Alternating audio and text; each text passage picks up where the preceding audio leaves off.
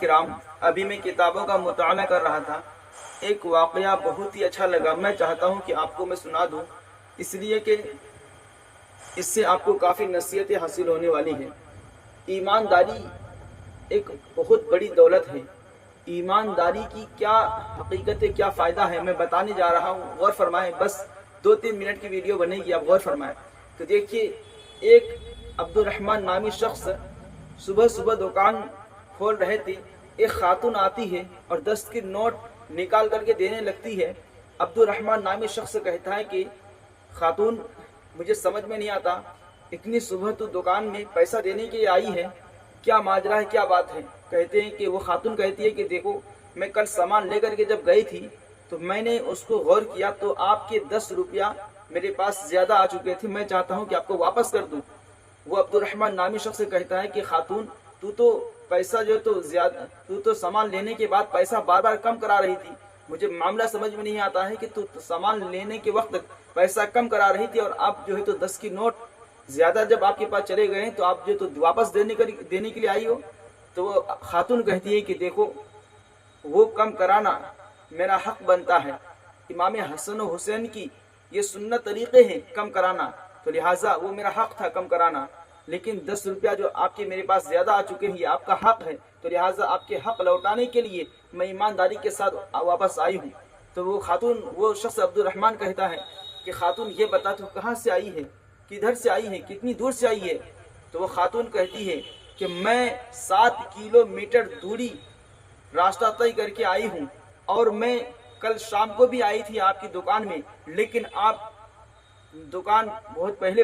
بند کر چکے تھے، اور پھر میں واپس چلی گئی۔ تو حضرات گرامی، اس شخص کے دل میں خیال پیدا ہوا کہ کتنے نیک پاکیزہ اچھی خاتون ہے کہ 10 روپیہ امانت کے طور پر دینے کے لیے آئی ہے، اور آج لوگ کیا سے کیا کر دیتے ہیں، کسی کے مال، کسی کے دکان، کسی کے روپیے پیسے ہڑپ لیتے ہیں اور لوگ بالکل انجان بن جاتے ہیں۔ تو لہٰذا ان کے دل میں خیال پیدا ہوا کہ بہت اچھی نیک پاکیزہ خاتون ہے۔ پوچھتے ہیں کہ خاتون بتا، کیوں پیسہ دینے کے لیے آئی ہو؟ بعد میں دیتی، جب سامان لینے کے لیے آتی تو دیتی۔ وہ کہتی ہے کہ دیکھو، اگر میں آپ کے پیسہ میرے پاس رہتا اور میں مر جاتی کل قیامت کے دن اور حشر کے میدان میں، رب تبارک و تعالیٰ کو کیا حساب دیتا اس پیسے کے متعلق؟ تو حضرات گرامی غور فرمائیں، وہ عبد الرحمن نامی شخص جو تو فوراً 300 روپے گلے سے نکالتے ہیں، نکالنے کے بعد اپنے پڑوسی دکاندار کے پاس جاتے ہیں اور کہتے ہیں کہ بھائی فراز بھائی، آپ کے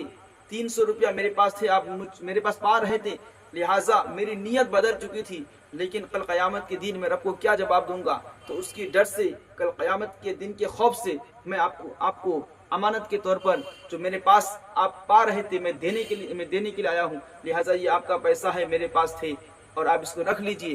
جبکہ وہ شخص بھول چکا تھا، فراز شخص بھول چکا تھا کہ وہ پیسہ کسی کے پاس پا رہا ہے، تو لہٰذا امانت کے طور پر یہ شخص دینے کے لیے جاتے ہیں۔ ان کے دل میں جو تو ایک بات پھر خیال پیدا ہوتا ہے فراز کے دل میں کہ یار، یہ کتنے اچھے ایماندار بندے ہیں، کل قیامت کے دن حساب دینے کے ڈر سے یہ شخص جو تو پیسہ امانت کے طور پر مجھے واپس کیا ہے، لہٰذا میرا بھی ایک دوست ہے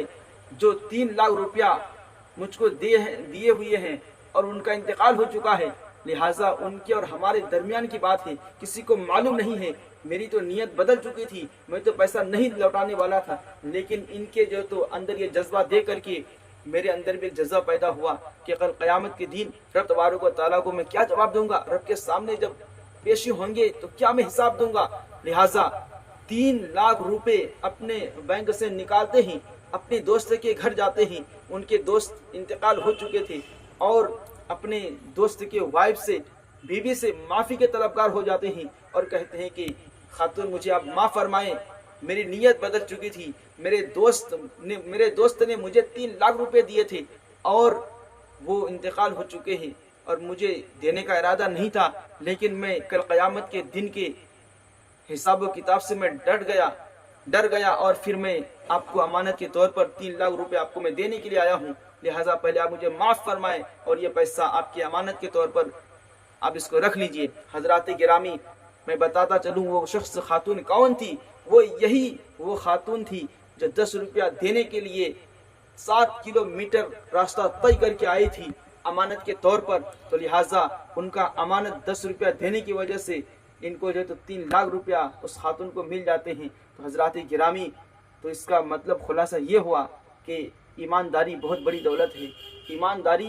इंसान को ईमानदारी के साथ ज़िंदगी बसर करना चाहिए। ईमानदारी की जो तो दामन को पकड़ लेना चाहिए और कभी किसी की अमानत में खयानत ना करने की कोशिश करना चाहिए। तो लिहाजा अमानत में खयानत करना ये रब तबारक व तआला इस अमल को नापसंद फरमाता है और उनके नमाज रोज़े को